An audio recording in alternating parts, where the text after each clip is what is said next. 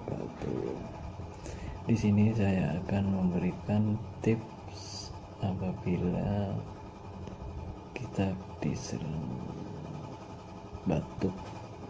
batuk karena sering merokok, karena debu. Di sini kita akan memberikan tips dengan cara refleksi ya. Daerah sini yang perlu dipijat untuk menimbulkan batuk, untuk meringankan rasa batuk apabila Anda batuk ya. Daerah sini pijat. Kita pencet terus,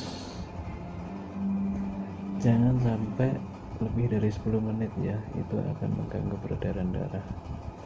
Mijitnya 5 menit lah, kira-kira 5 menit. Terus kita pijat sini ya, daerah sini ya, daerah pertengahan sini, terus sampai 5 menit.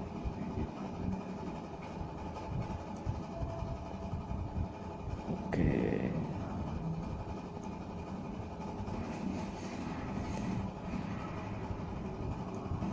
lakukanlah setiap hari apabila batuknya belum sembuh ya.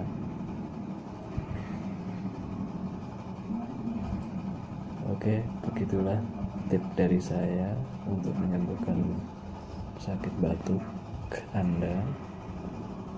Jangan lupa subscribe dan like. Tunggu tips-tips berikutnya. Assalamualaikum warahmatullahi wabarakatuh.